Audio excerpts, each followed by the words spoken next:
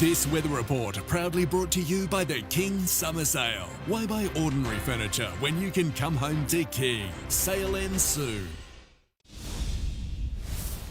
An update now on the man accused of killing Cairns woman Toya Cordingley. Rosanna King's son, has Rajwinder Singh arrived at court in Delhi yet? Sharyn, he arrived at the court precinct just in the last few minutes and he is waiting for his turn to appear in court before the judge. Once he does that, he will either hear if the court will recommend his extradition to Australia to face trial for murder, or if court documents aren't ready yet, his case will be set down for another date. If his extradition is given the tick of approval by the courts today, the next step is approval by the Indian government. Sharyn, it should happen shortly. All right, Rosie, thank you. What's born and bred in North Queensland is covered in warts and weighs as much as a newborn baby. The answer, a monster cane toad found near Airlie Beach. The poisonous pest could be the biggest in the world.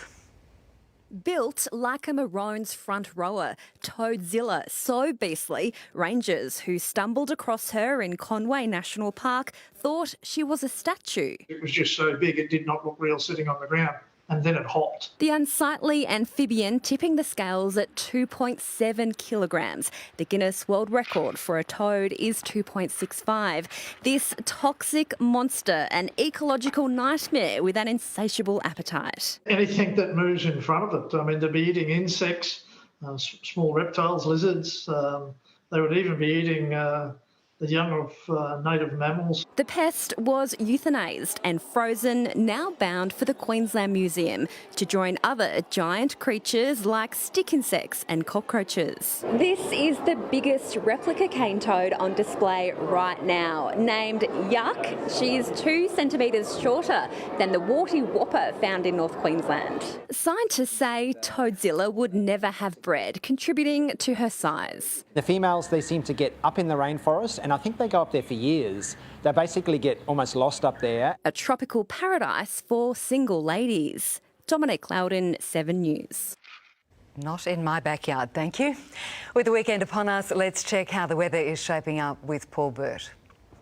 Thanks for that, Sharyn, and good evening to everybody. We're down here on the beach at Surfers Paradise, and still the lifeguards are still patrolling the beaches, just telling people to stay out of the water, even though we had that tragedy here yesterday afternoon. So again, for swimmers, please be reminded to stay between the flags, and the flags do not go out. Let's take a look at our current weather conditions. Obviously, temperatures today, 28 to 29 degrees, the average, 27 coastal, did hit 29 also for Ipswich. To the charts now, you can see that large monsoonal trough stretching all the way from the Pilbara coast of WA out into the Coral Sea over Vanuatu. A lot of activity in the far northern parts into the Coral Sea, avoiding a lot of Australia at the moment, which is great news.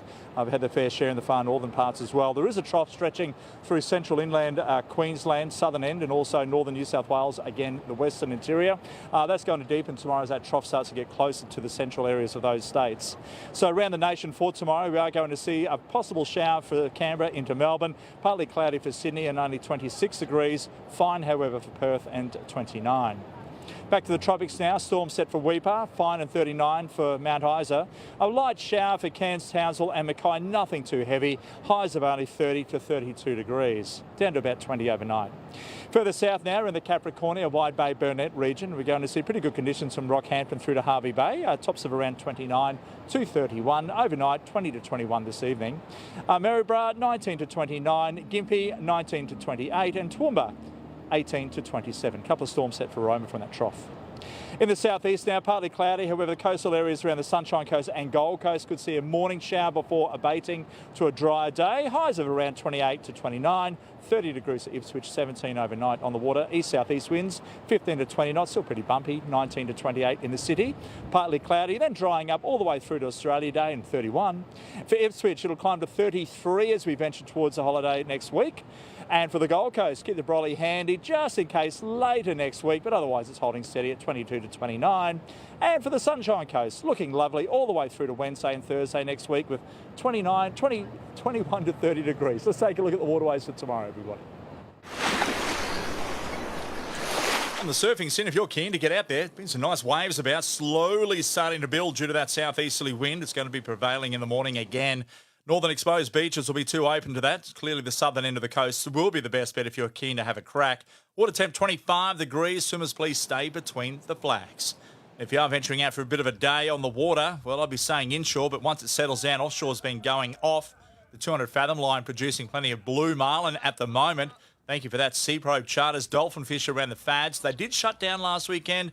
Fingers crossed they come back in numbers. And also for those after a general mixed bag of estuary fish, including surface fish such as this wahoo. Look at the size of that thing. Back inshore around the Mooloolah, Noosa, there's been some nice catches of flathead, whiting and a few good-sized blubber lip. And there's been some nice mangrove jacks about. Have a look at this. Thank you for that, Gold Coast River Charters. Good luck. Thank you, Bertie, and that is all from us this Friday. Thanks for your company. From the team, good night.